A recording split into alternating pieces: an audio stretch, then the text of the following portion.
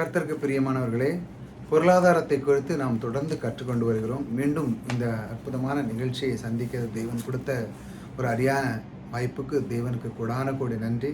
மீண்டும் உங்களை உடைய இந்த வார்த்தையை பகிர்ந்து கொள்ள ஒரு அற்புதமான உங்களுக்கும், நீங்கள் பார்த்து கொண்டிருக்கிற உங்களுக்கும் நன்றி. இந்த போதனையை தொடர்ந்து நீங்கள் கேட்டுக்கொண்டிருக்கீங்க, அதற்காகவும் உங்களுக்கு நன்றி. புதிதாக வந்தவங்க சப்ஸ்கிரைப் பண்ணிச்சாங்க.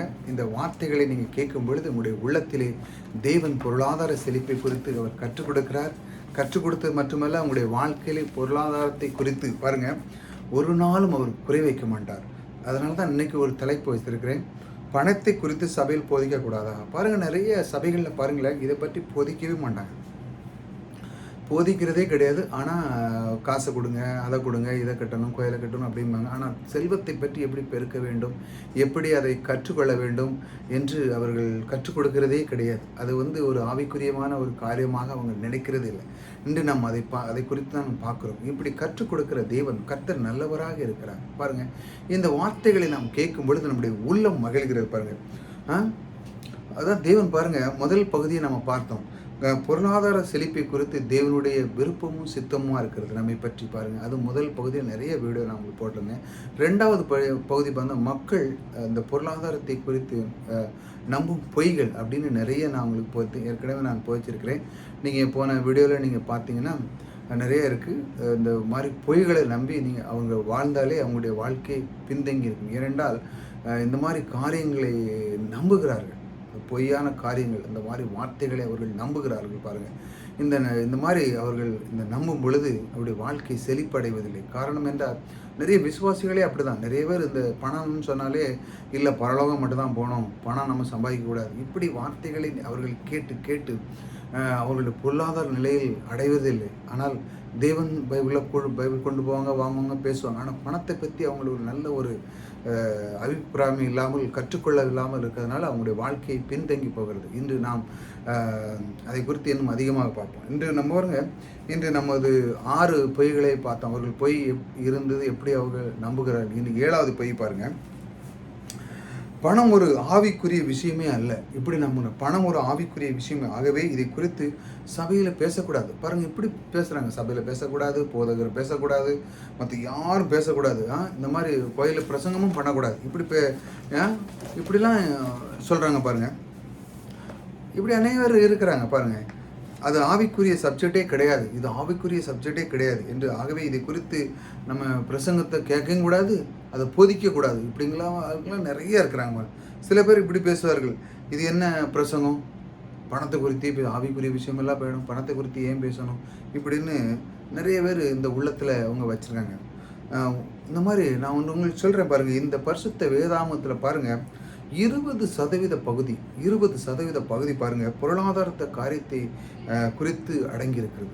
பணத்தை பற்றி நீங்கள் நிறைய பார்க்கலாம் பைபிளில். பணத்தை பற்றி எப்படி கையாளுவது, எப்படி கொண்டு வருவது, அதை எப்படி விதித்தால் எப்படி கிடைக்கும் என்று நிறைய பகுதிகள் இருக்கும்.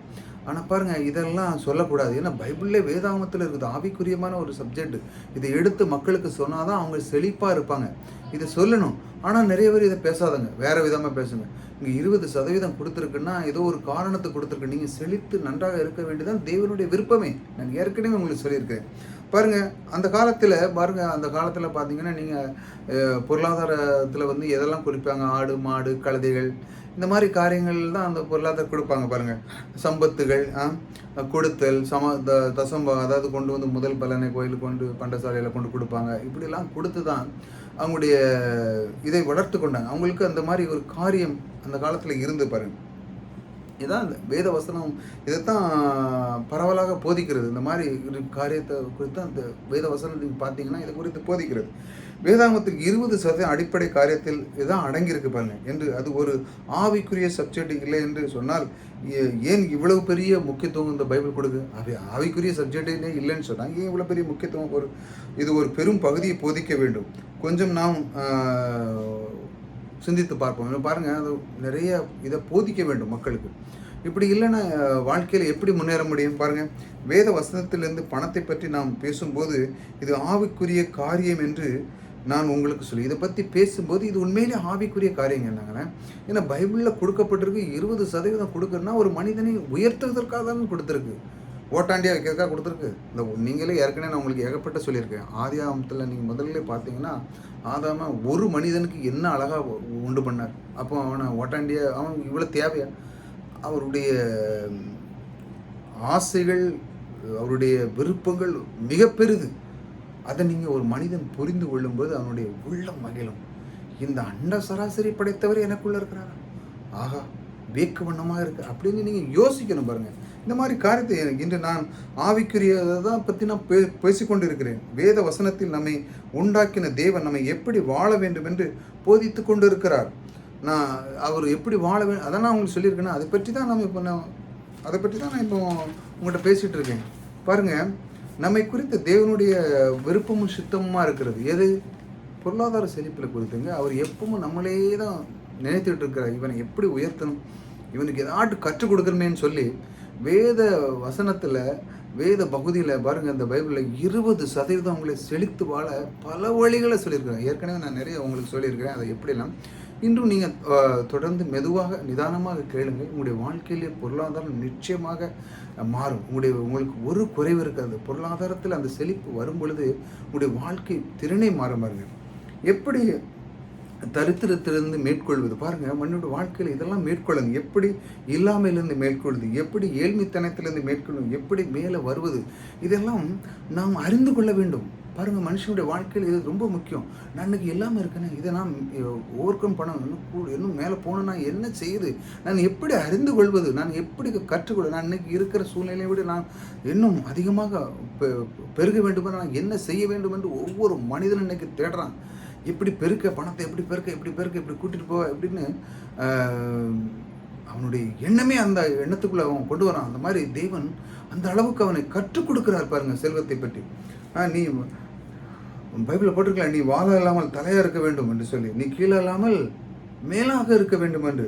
புழுதியிலிருந்து தேவன் தூக்குறார் பாருங்க மனிதன். புழுதியாக இருக்க வச்சிருக்கிறார், புழுதியிலிருந்து மேலே குப்பையிலிருந்து உயர்த்துகிறார்னு சொல்லியிருக்கிறது. இது முக்கியமல்லவா? இதெல்லாம் முக்கியம். இந்த வார்த்தைகளை நீங்கள் கவனிக்கணும் பாருங்கள். இந்த வார்த்தைகளை பாருங்கள்.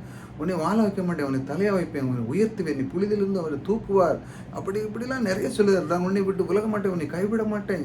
எங்கள் அப்பா ஏகப்பட்ட வார்த்தைகள், இதெல்லாம் நீங்கள் கவனிக்கணும். இப்படி ஏன் சொல்கிறாருன்னா உங்களை உயர்த்ததற்காகத்தான்.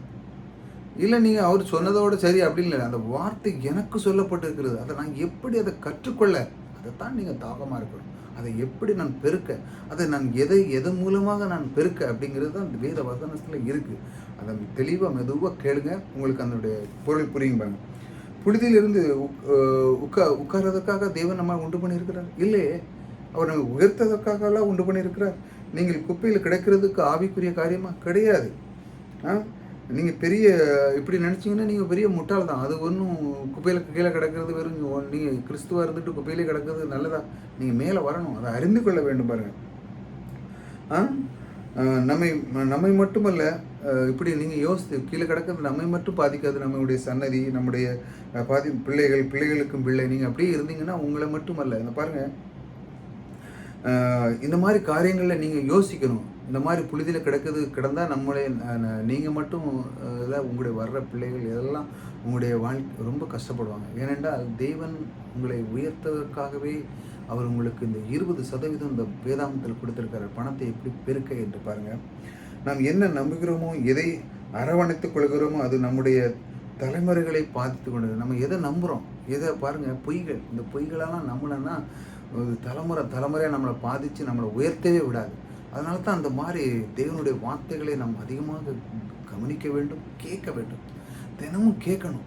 நம்ம கேட்க நீங்கள் மாதிரி இந்த நிறைய பாருங்கள். இப்போ நான் உங்களுக்கு போட்டிருக்கேன் பொருளாதார சப்ஜெக்டை பற்றி.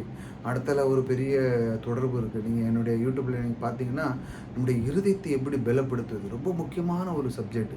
அதை டெய்லி கேளுங்க.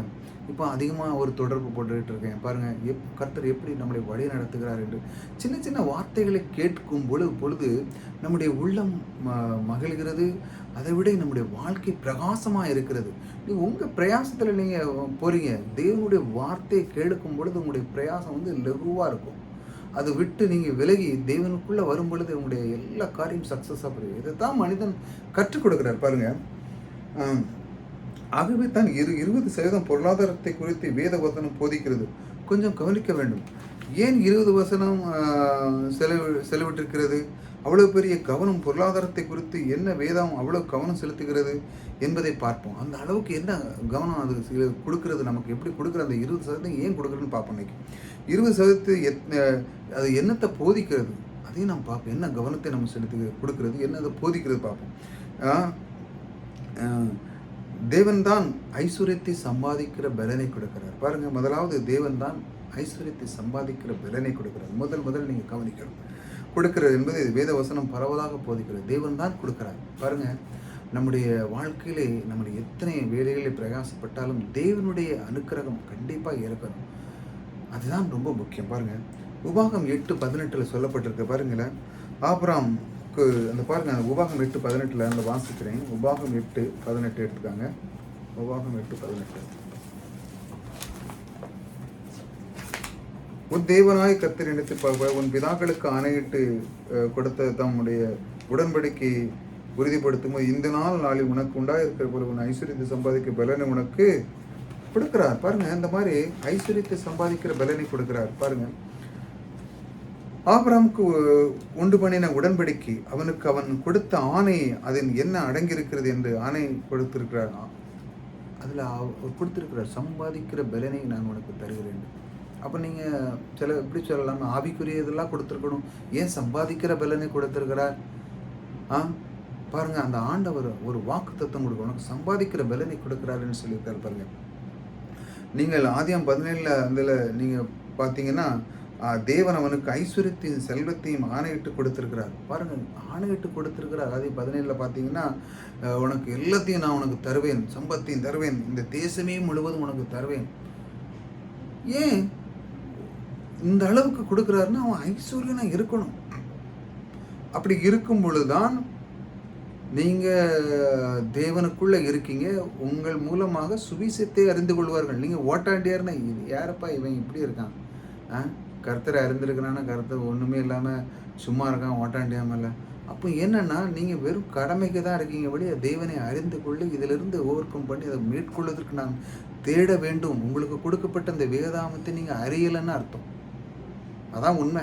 நீங்கள் இன்னும் அறிந்து கொள்ளலை, வெறும் சும்மா ஏதோ கடமைக்கு போகிறீங்க, அவ்வளோதான் வழியே. உங்களுடைய வாழ்க்கையில் என்ன தேவை அதை நான் சொன்னோம்ல, உங்களுக்கு இல்லாமையிலிருந்து நம்ம எப்படி மேற்கொள்வது, ஏழ்மைத்தனத்திலிருந்து எப்படி மேற்கொள்வது, இதெல்லாம் நீங்கள் கற்றுக்கொள்ளணுங்க. மேலே வர்றது எப்படி, நான் கீழே இருக்கிறேன், நான் மேலே வர்றது எப்படி, வேதாமத்தில் என்ன சொல்லியிருக்கு, கர்த்தர் எப்படி உயர்த்துகிறார்.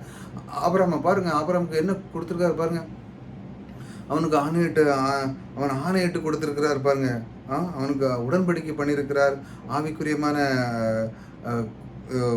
காரியம் அல்லவா அவனுக்கு கொடுத்துருக்கணும். ஆனால் அந்த உடன்படிக்கை எப்படி கொடுத்துருக்காரு, செல்வத்தை கொடுத்துருக்கிறார் அவனுக்கு. இந்த மாதிரி தேசமே முழுக்க உனக்கு கொடுத்துருக்காரு, ஏகப்பட்ட கொடுத்துருக்கு. ஆனால் பாருங்க, இந்த அளவுக்கு அவனை ஆசீர்வதித்திருக்காரு பாருங்க. பொருளாதார ஆசீர்வாத உடன்படிக்கையில் அடங்கியிருக்கிறது. இது ரொம்ப மனிதனாக புரிந்து கொள்ள வேண்டும். முக்கியமாக உடன்படிக்கை பண்ணியிருக்கிற அந்த தேவன் அவருடைய ஐஸ்வர்யத்தினால் உங்களுடைய குடும்பத்தை நிறைவாக்குவாங்க. நீங்கள் இந்த மாதிரி வார்த்தைகளை சொல்லியிருக்கீங்களா? அவருடைய ஐஸ்வர்யத்தினால் என்னுடைய குடும்பத்தை நிறைவேற்றுகிறார், அவருடைய ஐஸ்வர்யத்தினால் என்னுடைய வாழ்க்கை, என்னுடைய திறமை, என்னுடைய தாழ்ந்துகள் எல்லாம் அவர் கூட்டியிருக்கிறார், அவருடைய ஐஸ்வர்யத்தினால் என்னுடைய குடும்பத்தினுடைய எல்லா குறைகள் எல்லாம் நீக்கிவிட்டார். இப்படி வார்த்தைகளை சொல்லியிருக்கிறார். அவருடைய தழும்புகளால் என்னுடைய நோய்களெல்லாம் குணமாயிற்று. இந்த வார்த்தைகளை நீங்கள் பயன்படுத்தணும். அந்த மாதிரி வார்த்தைகளை அவர் விரும்புகிறார். நீங்கள் சொல்லும் பொழுது தான் உங்களுக்கு அதில் பலன் கிடைக்குங்க. நீங்கள் சொல்லாமே இருந்தீங்கன்னா வெறும் சும்மாயே பைபிள் தூக்கிட்டு கோயிலுக்கு போயிட்டு சும்மா வந்தால் ஒன்றும் நடக்காது. இந்த வார்த்தைகளை எடுத்து நீங்கள் பேசிக்கிட்டே இருக்கணும். எத்தனையோ விதமான புக்குகள் வருது, அதை எடுத்து எழுதி வாங்கி திரும்ப அதை எழுதி படிக்கணும். நீங்கள் எத்தனையோ யாராவது இப்படி பைபிள் எடுத்து ரீட் பண்ணி படிச்சிருக்கீங்களா? அந்த வார்த்தை தேவன் சொல்லியிருக்கிறார், ஆணையிட்டு கொடுத்துருக்கிறார், தேசம் முழுவதும் கொடுத்துருக்கிறாரே, எப்படி அப்படின்னு நீங்கள் யோசிக்கணும். ஏன் கொடுத்தார் அப்படின்னு சொல்லும் பொழுது உங்களுடைய வாழ்க்கையை திறனை அவர் கற்றுக் கொடுக்குறார். பாருங்கள், நீங்கள் ஒருத்தருக்கு ஒரு மிரர் மாதிரி நின்று பேச தேவன் உங்களுக்கு முகமுகமாக நிற்கிற மாதிரி நீங்கள் பேசக்கூடிய ஒரு தாளந்தை அவர் கொடுப்பார். இப்படி கற்றுக்கொள்ளும் பொழுது பாருங்க, பொருளாதார ஆசீர்வாதம் உடன்படிக்கை அடங்கி கர்த்தர் ஆணையிட்டு கொடுக்கிறார். வேத வசனம் சொல்லுகிறது, நீதிமொழி 10:22 சொல்லுகிறது, கர்த்தருடைய ஆசீர்வாதமே ஐஸ்வர்யத்தை தருகிறது, கர்த்தரிடத்திலிருந்து தான் வருகிறது. பாருங்க, ஐஸ்வர்யம் பாருங்க. இன்னொரு உதாரணம், உபாகம் 28 வாசிக்கிறோம்.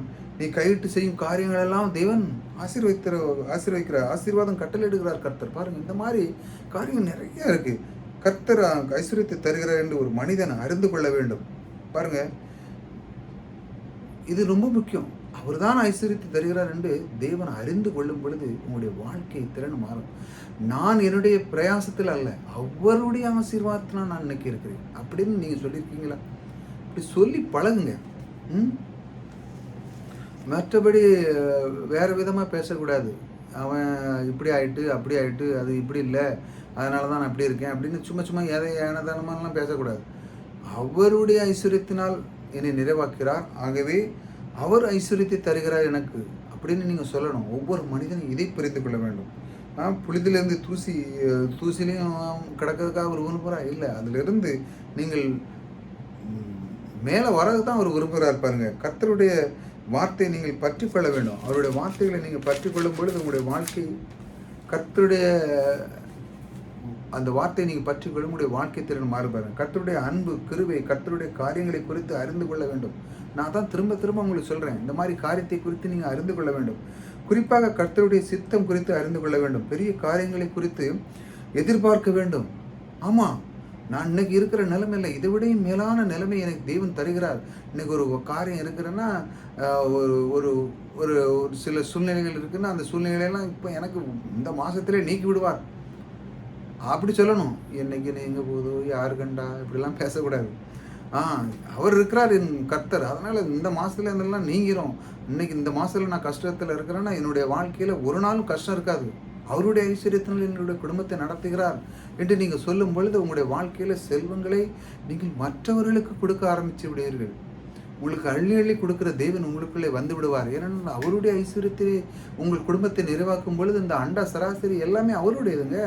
அவர் உங்கள் குடும்பத்தை நடத்தினா எப்படி இருக்கும்?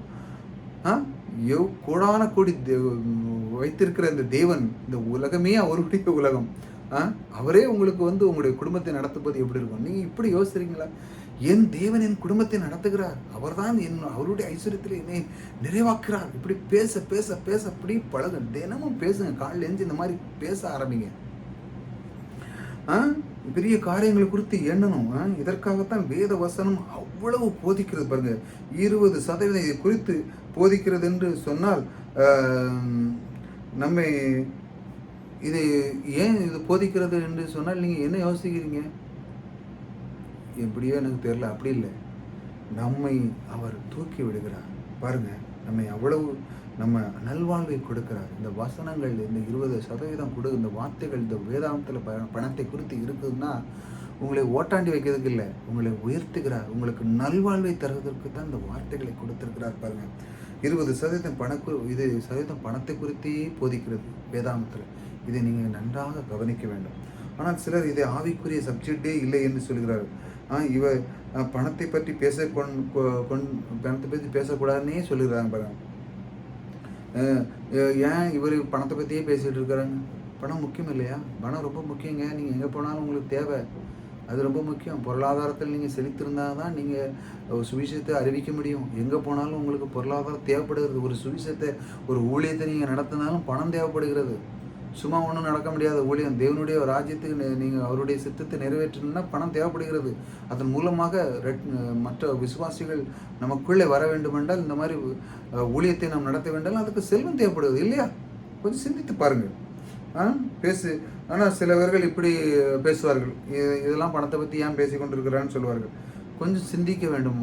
நீங்கள் கொஞ்சம் சிந்திங்க. நீங்கள் கேட்டுருக்கீங்களா? கொஞ்சம் சிந்திங்க பாருங்கள். வேதவசம் முதல் காரியம் 20% பணத்தை குறித்து போதிக்கிறது என்றால் கர்த்தர் ஐஸ்வர்யத்தை தருகிறார். குறித்து நம்ம போதிக்கிறது என்றால் அவர் தான் ஐஸ்வர்யத்தை தருகிறார்.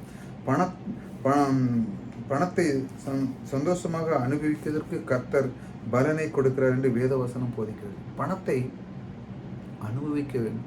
பாருங்கள், சில பேர்கிட்ட நிறைய இருக்கும். ஆனால் நான் ஏற்கனவே உங்களுக்கு சொல்லியிருக்கேன், நிறைய பேர்கிட்ட பணம் இருக்கும், அனுபவிக்கவே இருக்காது. அதை திங்காத, இதை திங்காத, வண்டியில் ஏறாத, காரில் ஏறாத, பிளேனில் ஏறாத, கோடிக்கணக்கில் வச்சுருப்பாங்க, ஒன்றும் நடக்காது. வேறு எவனோ அவன் சித்தப்பா பிள்ளைகள், பெரியப்பா பிள்ளைகள் அனுப்பிச்சிட்டு போயிடுவாங்க. இவன்கிட்ட நிறைய இருக்கும், வேத வசனத்தை தியானிக்க கிடையாது. அந்த செல்வத்தை தந்தவர் கர்த்தர் தான் என்று சொல்கிறதே கிடையாது. டெய்லிஞ்சு என் பலத்தினால் நான் ஏமாற்றி இப்படி பண்ணேன் அப்படி பண்ணேன்னு சொல்லி சொன்னோம்ல ஏற்கனவே.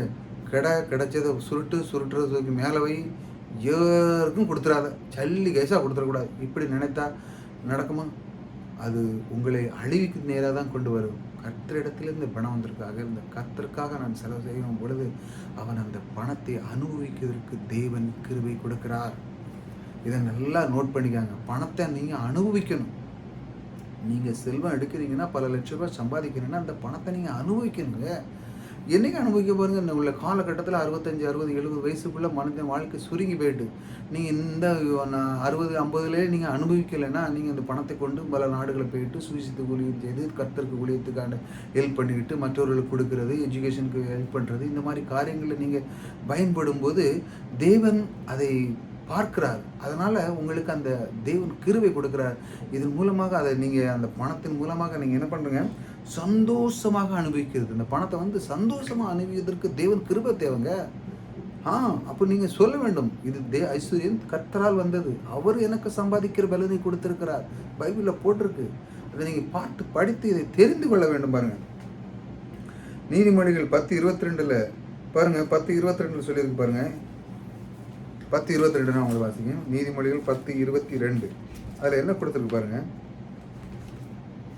கர்த்தரின் ஆசீர்வாதமே ஐஸ்வர்யத்தை தரும். கர்த்தருடைய ஆசீர்வாதமே என்ன தருகிறது? ஐஸ்வர்யத்தை தருகிறது. என்ன அழகான ஒரு வார்த்தை பாருங்க. கர்த்தருடைய ஆசீர்வாதமே ஐஸ்வர்யத்தை தருகிறது. அவர் அது மட்டுமல்ல, அடுத்த ஒரு கீழே அதுக்கு அடுத்துல அதனோட அது வேதனையே அவர் கூட்டாருன்னு போட்டிருக்கு பாருங்க. அந்த பசங்க இதை தான் கர்த்தருடைய சித்தத்தை பாருங்க. பைபிள் லாங்குவேஜ் கொஞ்சம் கவனிங்க. இந்த மாதிரி வார்த்தைகளை நீங்கள் கவனிக்கணும். கவனிங்கள். இதை கவனிக்கும்போது அப்படிப்பட்ட வார்த்தைகளை நீங்கள் பேச வேண்டும். இப்படிப்பட்ட வார்த்தைகளை கர்த்தர் விரும்புகிறார். நீதிமொழிகள் 3:13 உங்களுக்கு ஒரு சில வார்த்தைகளை வாசிக்க. நீதிமொழிகள் 3:13 ஞானத்தை கண்டடைகிற மனுஷனும் புத்தியை சம்பாதிக்கிற மனுஷனும் பாக்கியவான். அதன் வர்த்தகம் வெள்ளி வர்த்தகத்திலும் அதன் ஆதாயம் பசும்பொன்னிலும் உத்தமமானது. முத்துக்களை பார்க்கலும் அது விலையேற பெற்றது. நீ இச்சிதக்க என்னொன்றும் அதற்கு நிகரல்ல. அதன் வலது கரத்தில் தீர்க்காசின், இடது கையில் செல்வமும் கனமும் இருக்கிறது. இன்னும் அழகா பட்டிருக்கு பாருங்க. ஞானத்தை கண்டடையும் மனுஷன், புத்தி சம்பாதிக்கிற மனுஷனும் பாக்கியவான். இந்த மாதிரி காரியங்களை பாக்கியவான், இந்த மாதிரி வார்த்தைகளை போட்டு, இந்த மாதிரி ஒரு வலது கையில் என்ன இருக்குதான், வலது கையில் தீர்க்காசும், அதன் இடது கையில் செல்வமும் இருக்கிறது. இடது கையிலே செல்வமும் கனமும் இருக்கிறது என்று சொல்லி இருக்கிறது. இந்த மாதிரி ஒரு தேவன் சொல்லியிருக்கிற இந்த வசனத்தை நீங்கள் கவனிக்கும் போது, நீங்கள் ஞானத்தை சம்பத்தில் என்று சொல்கிறது. ஞானத்தை செல்வம் கனமும் வருகிறது என்று வேதத்தில் சொல்கிறது. ஞானத்தில் செல்வம் கனம் வருகிறது என்று. நீதிமொழிகள் 3:17 அடுத்த வசனம் என்ன சொல்லுது பாருங்க. நீதிமொழி 17 அதன் வழிகள் இனிதான வழிகள், அதன் பாதைகள் எல்லாம் சமாதானம். இந்த மாதிரி காரியங்களில் சமாதானம், சந்தோஷமானது பாருங்க. சில பேர் பணத்தை இந்த சமாதானம் போய்விட்டதுன்னு சொல்லுவாங்க. சில சமாதானம் என்னங்க, பணம் சம்பாதிச்சா சமாதானம் போயிடும், பணம் இருந்ததுன்னா நிம்மதி போயிடும். ஆனால் வேதவசனம் அப்படி சொல்லலையே, சமாதானம் இருக்குன்னா சொல்லியிருக்கு. ஆனால் சில பேர் பணம் சம்பாதிச்சா போச்சு, பணம் வேண்டாம் என்று சொல்லுகிறார்கள். பணம் வேண்டாம், பணம் வந்துட்டு ஆபத்து, பணம் வந்தால் நிம்மதி இருக்காது, இப்படிலாம் சொல்லாங்க. இது எங்கேருந்து தான் யார்கிட்ட இருந்தால் அந்த பொய்களை படித்தாங்களோ தெரில, இப்படி தான் கற்றுக்கிட்டாங்களோ ஆண்டவர் தான் தெரியும். அந்த அளவுக்கு இந்த மாதிரி பொய்களை கற்றுக்கொண்டு இருக்கிறார்கள். அந்த பொய்களை கற்றுக்கொள்வதன் மூலமாக தான் பணம் வேண்டாம், பணம் வந்தால் போச்சு இப்படிலாம் சொல்லாங்க. சமாதானம் போய்விடும் அப்படின்னு போய்விட்டது.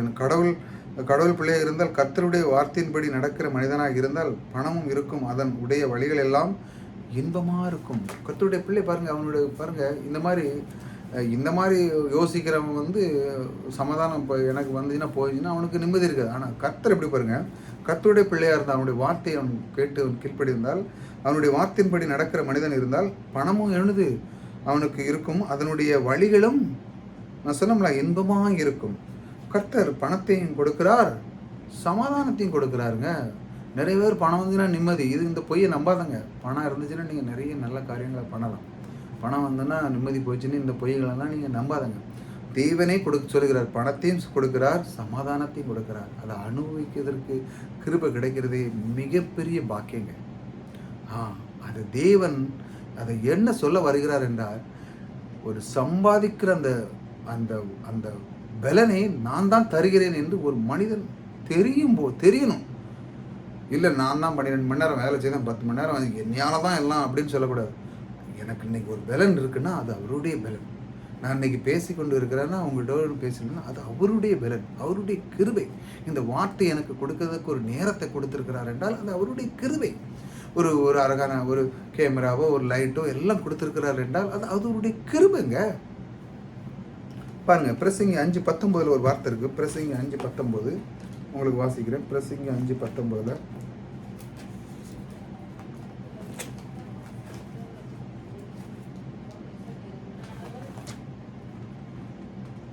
தேவன் ஐஸ்வர்யத்தையும் சம்பத்தையும் எவனுக்கு கொடுக்கிறாரோ அவன் அதிலே புசிக்கவும் தன் பங்கை பெறவும் தன் பிரயாசத்தில் மகிழ்ச்சியா இருக்கவும் அவனுக்கு அதிகாரம் அளிப்பதும் தேவனுடைய அனுக்கிரகம். அல்லேலூயா. பாருங்க, ஐஸ்வர்யத்தையும் சம்பாதிக்க எவன் கொடுக்கிறாரோ அதை அனுபவிக்கிறதற்கு அவனுடைய அனுக்கிரகம். இதெல்லாம் கொடுத்தாரோ மட்டுமல்ல, அதை அனுபவிக்கிறதற்கு அனுக்கிரகம் கொடுக்கிறார். பாருங்க, அல்லேலூயா. அவன் சந்தோஷமா இருக்கிறான், மகிழ்ச்சியா இருக்கிறான். சந்தோஷம் வாழ்ந்து கொண்டு இருக்கிறதுனாலே ஒருவேளை அவன் கஷ்ட பிரச்சனையிலிருந்து வாழ்ந்திருக்கலாம். பாருங்க, அது எல்லாம் அவனுக்கு மறந்து போய்விடுது. இந்த மாதிரி அவனுக்கு ஒரு அனுக்கிரகத்தை கொடுக்கிறார். பாருங்க, கர்த்தருடைய ஆசீர்வாதம் வாழ்க்கையில் வந்த உடனே கர்த்தர் காரியம் திரும்ப அவனுக்கு கொடுக்கும்போது பாருங்க, கர்த்தர் நம்முடைய காரியங்களை மாற்றி அமைக்கும் போது, நமக்கு அனுக்கிரகம் பண்ணும்போது ஐஸ்வர்ய சம்பாதிக்கிற பலன் கொடுக்கிறார். அவர் என்றும் நம்மை அறிந்து கொள்ளும்போது செல்வம் ஐஸ்வர்யம் வந்து கிடைக்கும். அதுபோல் கர்த்தருடைய மகிழ்ச்சியும் அதை தருகிறார். பாருங்க, இதெல்லாம் செய்யும்போது நம்முடைய கர்த்தர் கூட இருக்கும் பொழுது நம்முடைய நாட்களே நாம் மறந்து போடுது. இந்த மாதிரி அவர் உங்களுக்கு மகிழ்ச்சியை தருகிறார். பாருங்க, நாட்களெல்லாம் மறந்து போய்விடுது. நம்முடைய வாழ்க்கையில் பாருங்கள், எத்தனையோ கஷ்டமான காரியங்களில் நம்ம இருந்திருப்போம். ஆனால் கர்த்தருடைய அன்பு, கர்த்தருடைய ஐஸ்வர்யத்தை சம்பாதிக்கிற பலன் இதெல்லாம் கொடுத்து நம்மளை அந்த செல்வத்திலே அனுக்கிரகத்தை அவர் வர்த்திக்க பண்ணி இதையெல்லாம் அனுபவிக்கிறதற்கு ஒரு நேரமும் காலமும் பலனும் திறமையும் தாளமையும் தந்திருக்கிறாரே. இது எவ்வளோ பெரிய பாக்கியம். அதனால் நம்முடைய பின்தங்கின அந்த நாட்களெல்லாம் மறந்து கர்த்தருக்கு நன்றி சொல்லி அவரோடு நாம் இருக்கும் பொழுது நம்முடைய உள்ளம் மகிழ்ந்திருக்கிறது. போன நாட்களெல்லாம் மறந்து என் தேவன் எனக்குள்ளே இருந்து அவருடைய ஐஸ்வர்யத்தினால் என்னை நிறைவாக்கி கொண்டிருக்கிறார் என்று சொல்லி பழைய நாட்கள் எல்லாம் மறந்து போய்விடுகிறது. பாருங்கள், எல்லாம் மறந்து போய்விடு. அந்த அளவுக்கு மகிழ்ச்சி தருகிறார். அது உங்களுக்கும் தந்திருக்கிறார். நீங்கள் பார்த்துருக்கிறீங்கன்னா, நீங்கள் இன்றைக்கி பார்த்து கொண்டு இருக்கிறீங்கன்னா, அந்த செல்வத்தை, இந்த மகிழ்ச்சியை அவர் உங்களுக்கு தந்திருக்கிறார். இந்த தேவனை நீங்கள் அறியும் பொழுது உங்களுக்கு ஒரு குறை இருக்காது. செல்வம் பொருளாதாரத்திலே நீங்கள் எல்லா செல்வத்தையும் அனுபவிக்கிறதற்கு தேவன் உங்களுக்கு அனுக்கிரகம் கொடுப்பார். அடுத்தது 3வது, பணத்தை எப்படி பெருக்குவது என்பதை குறித்து வேத வசனம் பல இடங்களில் போதிக்கிறது. பாருங்கள், 6:38 பாருங்கள். லூக்கா 6:38 ஒரு வசனம் இருக்கு. லூக்கா 6:38 ஒன்று வாசிக்கிறேன். கொடுங்கள், அப்பொழுது உங்களுக்கு கொடுக்கப்படும், அமுக்கி குலுக்கி சரிந்து விழும்படி அளந்து உங்கள் மடியிலே போடுவார்கள். பாருங்களேன், அந்த வசனம் ஏற்கனவே நான் உங்களுக்கு சொல்லியிருக்கேன். இந்த மாதிரி காரியங்களை பாருங்கள், கொடுங்கள் அப்படின்னு வேத வசனம் இந்த மாதிரி ஒரு சொல்லியிருப்பாருங்க. இது ஒரு வாழ்க்கையில் ஒரு நீதியான ஒரு நீதி, அதாவது எல்லாருக்குமே இருக்கிறது. இது எல்லாம் பொதுவாக நீங்கள் எந்த அளவுக்கு நீங்கள் அளக்குறீங்களோ, நீங்கள் மற்றவங்களுக்கு கெடுதல் கொடுத்தீங்கன்னா அதே கெடுதல் திரும்ப உங்களுக்கு அமுக்கி குமிக்கி எல்லாம் வந்து விடும்.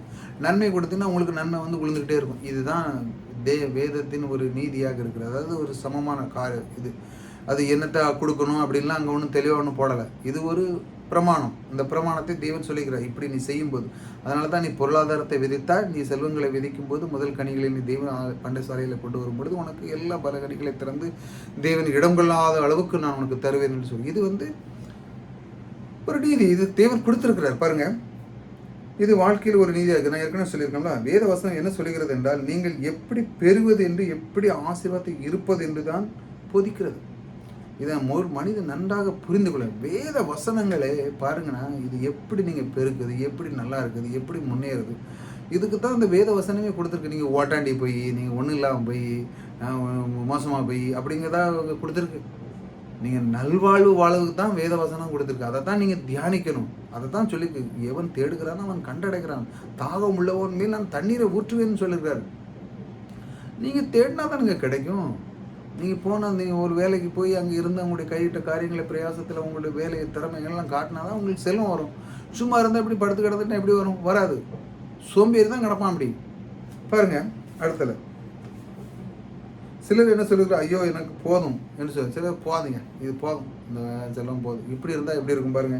நீ அதே நிலையில் இல்லாமல் தேவன் சொல்லார், நீ அதே நிலையில் இருக்கக்கூடாது. ஈசாக்கு யோகோவை பாருங்க, அவன் அப்படியே எப்படியா இருந்தான். அவனை வர வர வர விருத்தியாகி மற்றவர்கள் பார்த்து பொறாமைப்பட்ட அளவுக்கும் பட்டான், பரவாயில்ல. அவனை பார்த்து பயப்படாத அளவுக்கு செல்வத்தை உண்டு பண்ணார். உங்களுடைய வாழ்க்கையும் என்னுடைய வாழ்க்கையை அந்த அளவுக்கு உயர்த்தின தேவனுக்கு கூடான கோடி ஸ்தோத்திரம். பார்த்து பயப்படணும்.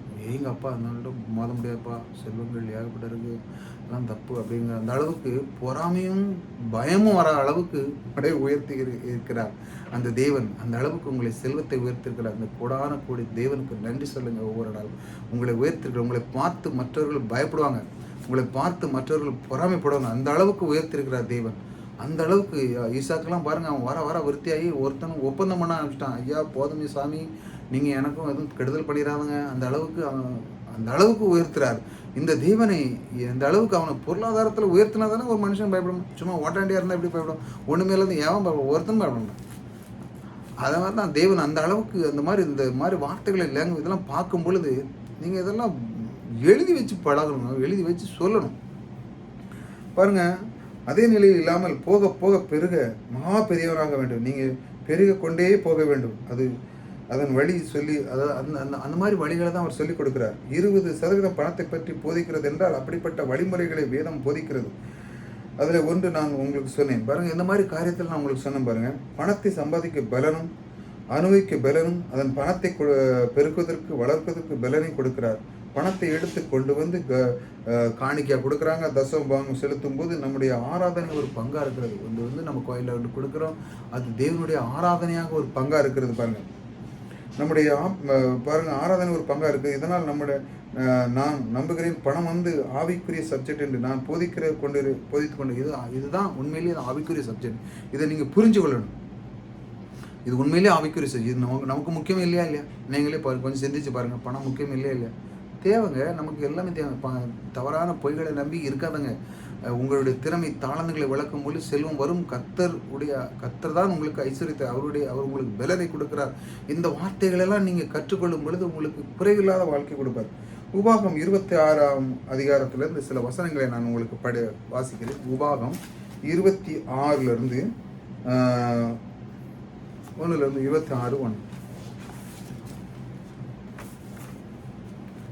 உன் தேவனாய கர்த்தர் உனக்கு சுதந்திரமாய் கொடுத்திருக்க தேசத்தை நீ போய் சேர்ந்து அதை கட்டிக்கொண்டு அதன் வாசம் பண்ணும்போது உன் தேவனாகிய கர்த்தர் உனக்கு கொடுக்கும் உன் தேசத்திலே பயிரிடு நிலத்தின் கனிகளெல்லாம் முந்தின பலனை எடுத்து உன் கூடையிலே வைத்து உன் தேவனாய கர்த்தர் தமது நாமம் விளங்கும்படி எடுத்து கொண்டிருக்கும் ஸ்தானத்துக்கு போ. அதாவது கொண்டு போய் வைப்பாங்க. அந்த காலத்தில் கூடையாக வைப்பாங்க. முதல் பலனில் நான்லாம் பார்த்துருக்கேன். சில பேர் கிராமத்துலேயே அந்த காலத்தில் நான் கொஞ்சம் பார்த்துருக்கேன். அதாவது முதல்ல அந்த தை மாதமெல்லாம் அறுவடை ஆகும்போது இந்த ஒரு மூடை நெல்லை கொண்டு கோயிலுக்கு வைப்பாங்க. இப்போ 10 மூடை இருந்துச்சுன்னா அதுலேருந்து 1, 30 மூடை இருந்துச்சுன்னா அதுலேருந்து 1. இப்படி வைக்கிறவங்க நிறைய வீடு நான் பார்த்துருக்கேன். அவங்களுடைய வாழ்க்கையில் இன்றைக்கும் நல்ல மகிழ்ச்சியாக சந்தோஷமாக இருக்கிறேன். ஏனென்றால் அது எப்படி அவங்க கற்றுக்கிட்டாங்களே தெரில, கொடுப்பாங்க. கொடுக்கணும் அப்படின்னு சொல்லி அவங்க வந்து அந்த விதைக்கும் போதே சொல்லுவாங்க, இதில் 30 கோட்டை நெல் வருதா, அதுலேருந்து இத்தனை கோட்டை நெல்லை நான் கொடுத்துருந்தேன் அப்படின்னு சொல்லி 3 கோட்டை நெல்லை 10 30 3 கோட்டை நெல்லை கொடுத்துருந்தேன், இல்லை 10 வந்துச்சுன்னா 1 கோட்டை நெல்லை கொடுத்துருந்தேன்னு சொல்லி இப்படி அவங்க வந்து விதைச்சும் போதே அந்த ஒப்பு கொடுத்துருவாங்க கடவுளுக்கு ஒப்பு கொடுத்த உடனே அது விதைச்சு தேவன் அதில் ஆசீர்வாதத்தை கட்டளையிட்டு 10 கோட்டைக்கு மேலே 30 கோட்டை நெல் வந்துடும். சில இடத்துல சில நேரங்கள்லாம் விதைகள்லாம் அறுத்து வயல்லலாம் நிறைஞ்சு கிடக்கும். அதை விளக்குமாற வச்சு அடித்து தூத்து அழுவாங்க. நான் பார்த்துருக்கேன். அந்த அளவுக்கு தேவன் அவர்களை ஆசீர்வதித்திருக்கிறார். ஏனென்றால் அவங்க ஒப்பு கொடுக்குறாங்க, நான் கொடுக்குறேன் அப்படின்னு சொல்லி அந்த கனிகளை. அதனால தான் அந்த சொல்லியிருக்கு, இல்லையா அங்கே கொண்டு வர சொல்லி கொண்டு வந்து கொடுக்குறாங்க பாருங்கள். போய் அந்த நாளில் இருக்கும் ஆசாரியனிடத்தில் சென்று அவனை நோக்கி, கர்த்தர் எங்களுக்கு கொடுக்க நம்முடைய பிதாக்களுக்கு ஆணையிட்ட தேசத்தில் வந்து சேர்ந்தேன் என்று இன்று நம்முடைய தேவனாய கர்த்தருடைய சன்னதியில் அறிக்கையிடுகிறேன். பாருங்க, அறிக்கையிடேன் என்பதாக. அப்பொழுது ஆசாரியன் அந்த கூடையை தன் கையிலே வாங்கி அதை உன் தேவனாய கர்த்தர் பலிபீடத்துக்கு முன்பாக வைக்க கடவன். அவன் கொண்டு பலிபீடத்தில் வைக்க கடவன். அப்பொழுது நீ உன் தேவனாய கர்த்தருடைய சன்னதியில் நின்று வசனித்து சொல்ல வேண்டியது என்னவென்றால், அந்த நேரத்தில் என்ன சொல்லணும் பாருங்க, தன் தகப்பன் அழிவுக்கும் நேராக சிரியா தேசத்தில் தான் அவன் கொஞ்சம் ஜனங்களோடு எகிப்துக்கு போய் அவனிடத்தில் பிரதேச சஞ்சரித்து அங்கே ஒரு பெரிய பலத்திரட்சியான ஜாதியானான். எகிப்து எங்களை ஒடுக்கி எங்களை சிரமைப்படுத்தி எங்கள் மேல் கடினமாக வேலை சுமந்து கொண்ட போது எங்கள் பிதாக்கள் தேவனை கர்த்தரை நோக்கி கூப்பிட்டோம். இந்த மாதிரி அவங்களுக்கு ரொம்ப கஷ்டப்பட்டுருக்காங்க. அந்த நான் சொன்னோம்ல, ஏற்கனவே ரொம்ப கஷ்டப்பட்டோம் பட்டு இந்த மாதிரி கனிகளை கொண்டுக்கும்போது அவங்க அதை யோசிக்கிறாங்க, அந்த மாதிரி காரியத்தை யோசிக்கிறாங்க. இந்த மாதிரி கஷ்டப்படும் போது எங்கள் பிதாக்கள் தேவனை கர்த்தரை நோக்கி கூப்பிட்டாங்க. அப்போ தேவன் நோக்கி நம்ம ஒரு கஷ்டத்தில் இருக்கும்போது தேவன் நோக்கி கூப்பிட பாருங்க, கூப்பிட்டோம். கர்த்தர் எங்கள் சத்தத்தை கேட்டு எங்கள் சிறுமை எங்கள் வருத்தத்தையும் எங்கள் ஒடுக்கத்தையும் பார்த்து எங்களை பலத்த கையினாலும் ஓங்கிய புதைத்தினாலும் மகா பராக்கங்களும் அடையாளங்களாலும் அற்புதங்களாலும் எகிப்தில் புறப்பட பண்ணி அங்கேருந்து தேவனுடைய கரம் பாருங்க அவனை வெளியே கொண்டு வருகிறது. கஷ்டத்தில் இருந்தான். நம்ம தேவனை நோக்கி பார்க்க, கர்த்தாவே இது நீங்கள் கொடுத்தது என்னுடைய பலன் அப்படிலாம் சொல்லும்போது அதனுடைய விடுதலை ஆக்கிறார் தேவன். மகா பயங்கரம் அடையாளங்களாம் அற்புதங்களாயும் எகிப்தில் புறப்பட பண்ணி எங்கள் இவ்விடத்தில் அழைத்து கொண்டு வந்து பாலும் தேனும் ஓடுகிற தேசமாக இந்த தேசத்துக்கு எங்களுக்கு கொடுத்தார். இப்பொழுது இதோ கர்த்தராக தேவநீர் எனக்கு கொடுத்திருக்க நிலத்தின் கனிகளில் முதற் பலனை கொண்டு வந்தேன் என்று சொல்லி அதை உன் தேவனாய கர்த்தருடைய சன்னதியில் வைத்து உன் தேவனாய கர்த்தருடைய சன்னதியில் பணிந்து பாருங்க. இந்த மாதிரி அவர் கொடுக்குற பாருங்க.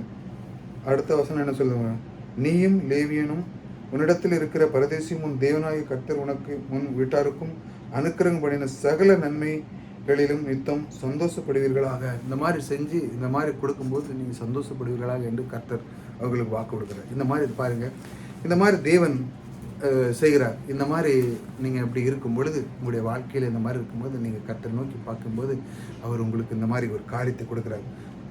இந்த பணத்தை ஆவிக்குரிய ஜீவித்திற்கும் இதில் ஒரு சம்மந்தம் இருக்குது. இந்த மாதிரி ஒரு காரியத்தை செய்யும்போது பணத்துக்கும் ஆவிக்குரிய ஜீவிக்கும் சம்மந்தம் இருக்குது என்று நான் ஏன் என்று நான் உங்களுக்கு சொல்கிறேன் பாருங்கள். பணம் வந்து நம்முடைய வாழ்க்கையில் முக்கியமான ஒரு பங்காக இருக்கிறது.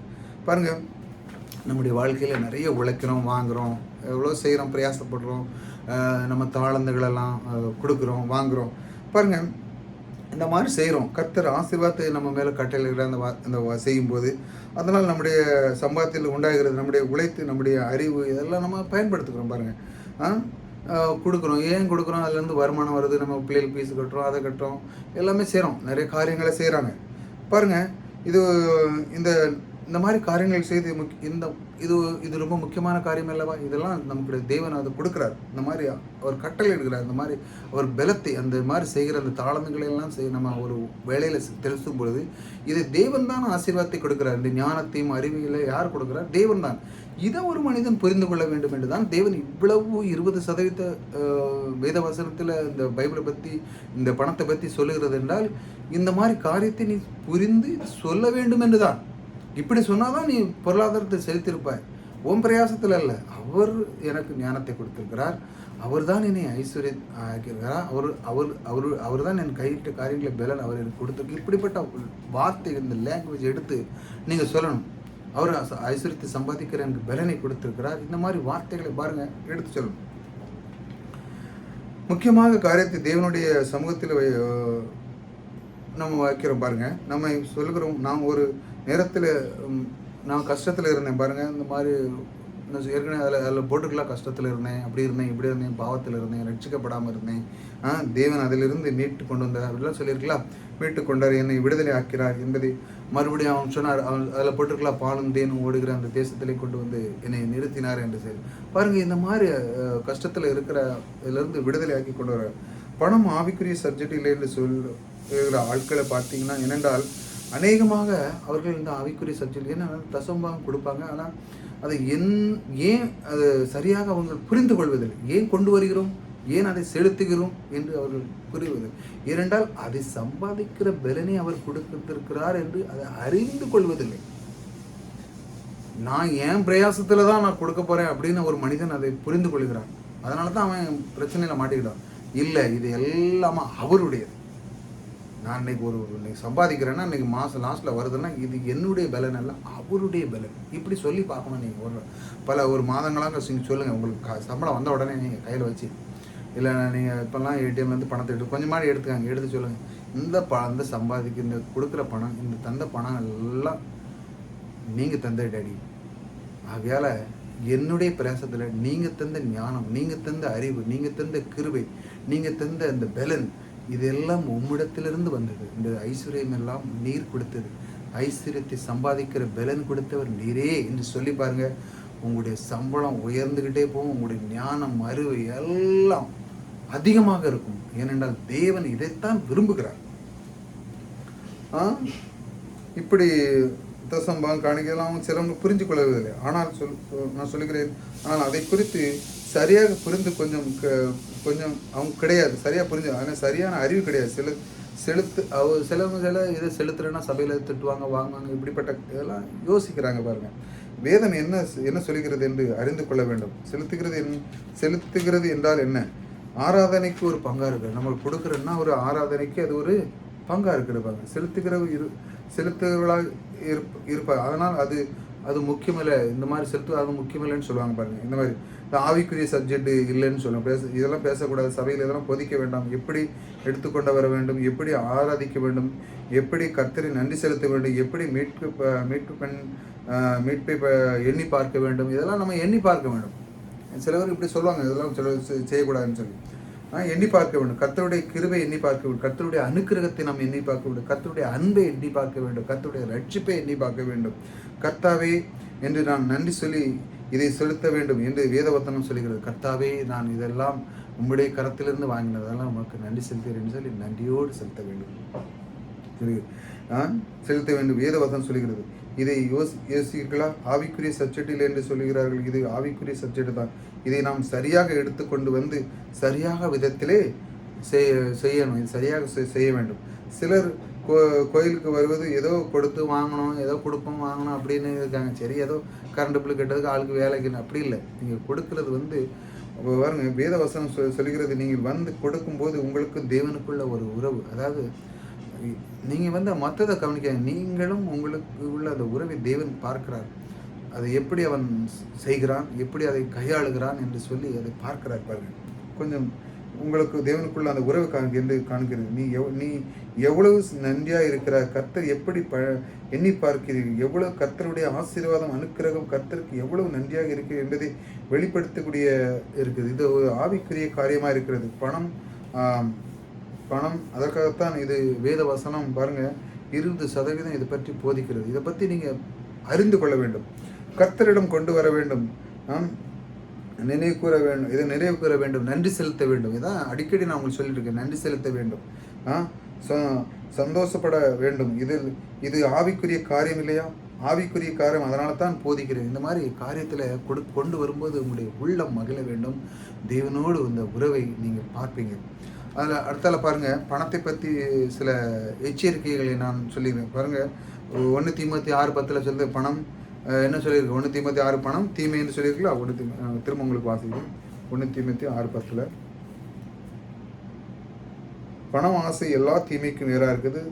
சிலர் அதை இச்சித்து விசுவாசித்து விட்டு நழுவி அநேக வேதனைகளை தங்கள் உருவாக்கி குத்திக்கொள்கிறார். பாருங்க, பணம் தீமை என்று சொல்கிறார். வேதவசனம் சில காரியத்தை குறித்து எச்சரிக்கை. பணம் குறித்து சரியாக எண்ணத்தை உள்ளத்திலே வைக்க வேண்டும். அதான் நிறைய பொய்களை நம்பினீங்கன்னா அவ்வளோதான்.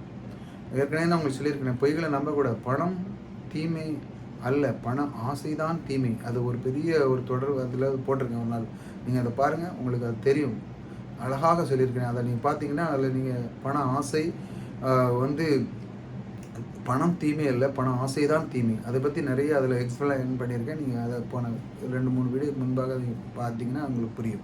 பாருங்கள், குறித்து சரியாக எண்ணத்தை உள்ளத்தில் வைக்க வேண்டும். சரியாக தெரியவில்லை என்றால் வாழ்க்கை தப்பாக போய்விடும். ஆமாம், அதை பற்றி நல்லா தெரியணும். கர்த்தர் அவர் பாருங்கள், கர்த்தர் இந்த மாதிரி காரியத்தை அவர் உங்களுக்கு கற்றுக் கொடுக்குறார். இந்த மாதிரி மேலான காரியத்துக்கு மேலே நீங்கள் ஆசை வைக்க வேண்டும். பணத்தை உபயோகப்படுத்த வேண்டும். மேலான காரியத்தை நீங்கள் ரொம்ப ஆசையாக இருக்கணும். அதை பற்றி நீங்கள் யோசிக்க வேண்டும். பணத்தை உபயோகிக்க வேண்டும். அதன் மேல் அன்பு செலுத்தக்கூடாது. தேவன் அன்பு அன்பு ஆசை இது போன்ற வார்த்தைகள் எல்லாம் மனிதர்கள் ஒருவருக்கொருவர் கொடுக்கறது பாருங்கள். பொருள் மேலே அன்பு செலுத்த, பொருளை யூஸ் பண்ண தான் வேண்டும். அதை நல்லா தெளிவாக புரிஞ்சுக்காங்க. கடவுளை முழு இதயத்தோடு அவரை நேசிக்க வேண்டும். பாருங்கள், பணத்தை யூஸ் பண்ணணும். பாருங்கள், கடவுள் மேலே நம்ம அன்பு செலுத்த வேண்டும். பணத்தை என்ன செய்யணும்? யூஸ் பண்ணணும். பணம் ஒரு மெட்டீரியல், ஒரு பொருள். அதை நீங்கள் யூஸ் பண்ண, அதுக்கு மேலே நீங்கள் அன்பு வைக்கக்கூடாது. அன்புன்னா அன்பு வைக்கும்போது ரொம்ப ஆசை உண்டாயிருது. அதான் பண ஆசை தீமைக்கு காரணமாக இருக்குது. பணம் தீமைக்கு காரணம் இல்லை, பணம் ஆசை தான் தீமைக்கு காரணம். அதனால தான் சீக்கிரம் பணக்காரன் ஆகணும், ஏதாட்டும் எவனாலும் அடித்து பிடிச்சி வாங்கி பொருளை அடித்து சீக்கிரம் உருவாயின்னு. எதுக்கு? பணத்துக்கு தானே செய்கிறான். வேறு ஏதாட்டும் செய்கிறானா? சரி கிடையாது. பணத்தை எப்படியாட்டு பெற்றுட்டு சீக்கிரம் ஆயிரம் தான் பார்க்க. அதான் பணம் ஆசை தான் தீமைக்கு காரணம், பணம் தீமைக்கு காரணம் இல்லை. அதை நல்லா புரிஞ்சுக்காங்க. அடுத்தது பணத்தை எப்படி உபயோகப்படுத்த வேண்டும், பணம் எப்படின்னு சொல்லி சில வார்த்தைகளை பாருங்கள் கொடுத்துருக்கு. சில பணக்காரங்களுக்கெல்லாம் அந்த மாதிரி வார்த்தைகளை நீங்கள் கவனிக்கணும். பணத்தை எப்படி உபயோகப்படுத்த வேண்டும். 1 தீமோத்தேயு 6:17 உங்களுக்கு வாசிக்கிறேன். 1 தீமோத்தேயு 6:17.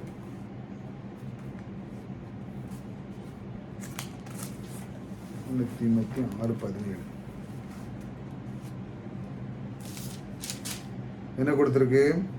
இவ்வுலகத்திலே ஐஸ்வர்யம் உள்ளவர்கள் இருமாப்பா சிந்தனை உள்ளவராக இராமல் நிலையற்ற ஐஸ்வர்யத்தின் மேல் நம்பிக்கை வைக்காமலும். இப்படி பணக்காரன் சொல்லுங்க, இப்படி மேலே இருக்காதப்பா அப்படி சொல்லி கொடுத்துருக்கு பாரு.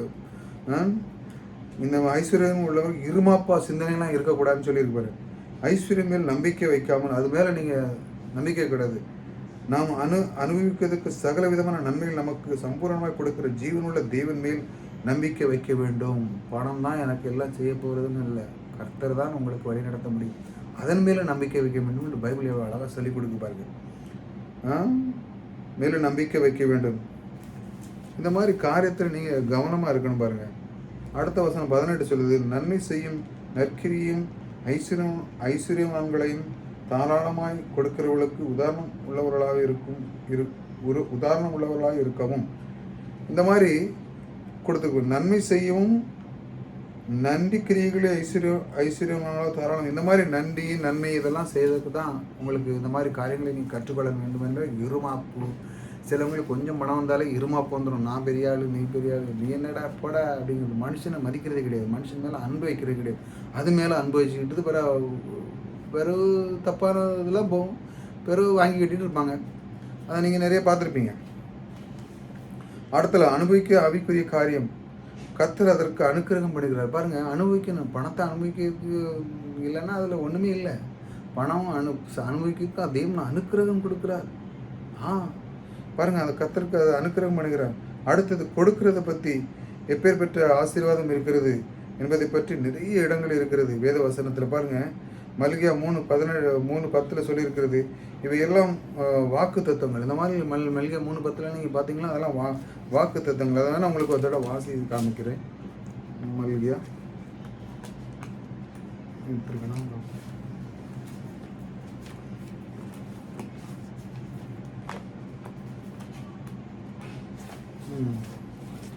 அதில் என்ன போட்டிருக்கு பாருங்க. மல்கியா 3:10 கொடுத்துக்கலாம். என் ஆலயத்தில் ஆகாரம் உண்டாயிருக்கும்படி தசமங்களை எல்லாம் பண்டசாலையில் கொண்டு வாருங்கள், அப்பொழுது நான் வானத்தின் வனகணிகளை திறந்து இடம் கொள்ளாமல் போக மாட்டோம். இதை கொடுக்கறத பற்றி சொல்லியிருக்கேன். நீதிமொழிகள் 3:10 3:9-10 நான் உங்களுக்கு வாசித்தோம்ல. 3:10 நீதிமொழிகள் 3:9-10 நான் உங்களுக்கு வாசித்தேன். உன் பொருளால் உன் எல்லா விலைகளிலும் முதல் பலனில் கர்த்தருக்கு கனம் பண்ணு, அப்பொழுது உன் களஞ்சியங்கள் பூரணமாய் நிரம்பும், உன் ஆலைகளில் திராட்சம் புரண்டோடும். இந்த மாதிரி லாங்குவேஜ் நீங்கள் பாருங்கள். பூரணமாய் நிரம்பும் என் வீட்டில், அவருடைய ஐஸ்வர்யத்தில் என் வீட்டில் பூரணமாய் நிரம்பும். உன் ஆலயங்களில் திராட்சை புரண்டோடும். திராட்சை ரசம் மாதிரி நிறைஞ்சு வழியும் என் வீட்டில். திராட்சை ரசம் மாதிரி செல்வங்கள் ஐஸ்வர்யங்கள் புரண்டு வழியும். இந்த மாதிரி லாங்குவேஜை நீங்கள் யூஸ் பண்ணி பழகுங்க. என் வீட்டில் இந்த மாதிரி செல்வங்களை கொடுக்கிற, ஐஸ்வர்யத்தை சம்பாதிக்கிற, பலனை கொடுக்கிற, இந்த மாதிரி காரியம் என் வீட்டிலே செய்கிறார், பூரணமாய் நிரம்ப செய்கிறார். திராட்சரசம் மாதிரி உன் ஆலைகளில் உன் வீட்டுகளில் திராட்சரசம் புரண்டோடும். கீழே வர ஊத்துற அளவுக்கு, அதாவது போதும்ங்கிற அளவுக்கு தேவன் என் வீட்டில் அந்த அளவுக்கு என்னை ஆசீர்வதித்திருக்கிறார். இப்படி சொல்லி பாருங்க. இப்படி சொல்லி பழகும்போது அதனுடைய ஆனந்தமே வேற. இந்த மாதிரி பாருங்கள், இதெல்லாம் வாக்கு தத்துவங்கள், நிறைய வாக்கு தத்துவங்கள் கொடுக்கப்பட்டிருக்கிறது. கடைசியாக நான் உங்களுக்கு ஒன்று சொல்கிறேன் பாருங்கள். பணம் உங்களுடைய வாழ்க்கையில் ஒரு முக்கியமான ஒரு அம்சமாக இருக்கிறது. நாம் அந்த அறிவு, ஆற்றல் எல்லாம் செலவழித்து செய்கிறோம். அதன் மூலமாக நம்முடைய வாழ்க்கையில் சம்பாதிக்கிறோம்.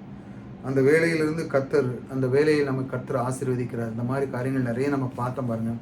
இந்த மாதிரி கர்த்தர் நமக்கு வேலைகளில் ஆசீர்வதிக்கிறார். இந்த மாதிரி வார்த்தைகளை யூஸ் பண்ணுங்கள். அவருடைய நமக்கு இந்த ஒரு வேலை செய்யும்போது கர்த்தர் எனக்கு பலனை கொடுத்திருக்கிறார். ஐஸ்வர்யத்தை சம்பாதிக்கிற பலனை அவர் தான் கொடுத்திருக்கிறார். அவர் தான் என்னை ரட்சித்திருக்கிறார். அவர் தான் என்னை இந்த அளவுக்கு என்னை கொண்டு வந்திருக்கிறார்னா அவர் தான் அப்படின்னு நீங்கள் தேவனுக்கு முதற் பலனை கொடுக்க வேண்டும். உங்களை நீங்கள் மெச்சிக்கூடாது. நீங்கள் தேவனை முன்வைக்க, அதான் முதற்கனிகளை. அந்த காலத்தில் பாருங்கள், நான் சொன்னோம்ல, இதெல்லாம் முதற்கனிகளை கொண்டு வருவார்கள். எத்தனையோ கஷ்ட காலங்கள், உங்களுக்கு எத்தனை பிரச்சனை இருந்தாலும் இப்பொழுது உங்களை எந்த அளவுக்கு அவர் மீட்டெடுத்து, எப்படி எகிப்தில் அவங்க எப்படி கஷ்டத்தில் இருந்தாங்க, அதெல்லாம் மீட்டெடுத்து பாலும் தேனும் ஓடுகிற இதில் இப்போ நீங்கள் எத்தனை பேர் நீங்கள் பார்த்துட்டு இருக்கீங்க, எத்தனை கஷ்டத்தில் இருந்தீங்க, இன்றைக்கி ஏதாவது குறைய இருக்கா? இல்லை. ஏனென்றால் பார்க்குறதுக்கு ஒரு அருமையான ஒரு ஒரு கருவியை கொடுத்துருக்கிறார். இது மூலமாக உங்களுடைய வாழ்க்கை கேட்க உங்களுடைய உள்ளம் மகிழ்கிறது. ஏனென்றால் தேவன் இந்த அளவுக்கு என்னை ஆசீர்வதித்திருக்கிறாரே என்று நீங்கள் இதை கேட்கும் பொழுது உங்களுடைய உள்ளம் இன்னும் மகிழ்கிறது. பாருங்கள், நான் ஒரு இது நீங்கள் பார்க்கும்போது இதெல்லாம் நாம் ஒரு ஆவிக்குரியமான ஒரு மனிதனாக தானே இருக்கிறோம். நம்முடைய வார்த்தை இதை கற்றுக்கொள்கிறோம். நம்ம மற்றும் பரிசுத்தவனும் அல்ல, அது எப்படின்லாம் நீங்கள் நினைக்கக்கூடாது. நம்ம இந்த மாதிரி காரியங்களை கற்றுக்கூட ஒரு பரிசுத்தமான ஒரு ஆவிக்குரியதை கற்றுக்கொள்கிறோம். அந்த பணம் பரிசுத்தமானது. ஏனென்றால் பரிசுத்தமான வேலை கர்த்தர் கொடுத்திருக்கிறார். கட்டளையிட்டு ஆசீர்வாதம், நல்ல கட்டளையிட்டு ஆசீர்வாதத்தை, நல்ல ஆசீர்வாதம் கொடுத்திருக்கிறார். இதை வேதவசனம் போதிக்கிறது. அதனால் இது ஒரு ஆவிக்குரிய சப்ஜெக்ட் என்று நான் உங்களுக்கு சொல்லுகிறேன். தேவத வசனம் இந்த மாதிரி ஒரு 20% பற்றி உங்களுக்கு இந்த மாதிரி வார்த்தைகளை சொல்லியிருந்தேன். இது ஆவிக்குரிய சப்ஜெக்ட். இது ஏற்கனவே நான் உங்களுக்கு ஒரு அழகான ஒரு வீடியோ போட்ட இந்த ப்ரோமோ பற்றி உங்களுக்கு சொல்லியிருந்தேன். இது வந்து சபையில் போதிக்கும் பொழுது தான் மக்கள் முதல் கனிகளை கொண்டு வந்து கோருவார்கள். அந்த வார்த்தையும் முதலாக சொல்ல ஆரம்பிப்பார்கள். அப்பொழுது சபைகளிலே செல்வங்கள் புரண்டோடு கொடுப்பாங்க. இதெல்லாம் பணம் வந்து யூஸ் பண்ணதுக்கு, இதெல்லாம் கொடுக்கறது பலனை அவர் கொடுத்தாருங்க. நான் இன்றைக்கி நான் ஒன்று கொடுக்குறேன்னா அவர் கொடுத்தாரு. அதையெல்லாம் செய்கிறேன் என்று சொல்லி இந்த வார்த்தைகளை சொல்லும் பொழுது உங்களுக்கு செல்வங்கள் புரண்டோடும். பாருங்கள், உங்கள் வீட்டில் கலைஞர்கள் எப்பொழுது நிறைந்திருக்கும். ஒரு வீட்டில் யாராவது வந்து கேட்டாங்க, இப்போ எனக்கு ஒரு 5000 10,000 தாங்கன்னா உடனே கொடுப்பீங்க. அந்த அளவுக்கு நீங்கள் உங்களுடைய வார்த்தையை பயன்படுத்துகிற விதத்திலே தான் இருக்கிறது. தேவனை முதல் பலனை அவர்களுக்கு கொடுக்கும் பொழுது உங்கள் வீட்டிலே செல்வங்கள் குறைவே இருக்கிறது. ஆகவே அருமையானவர்களே, மீண்டும் உங்களுக்கு அந்த வார்த்தை மறுபடியும் உங்களுக்கு சொல்கிறேன். பணத்தை போல நம்முடைய வாழ்க்கையில் ஆவிக்குரியமான ஒரு சப்ஜெக்ட் நீங்கள் பார்க்கவே முடியாது. இந்த பணத்தை பற்றி 20% போயிச்சிருக்கு.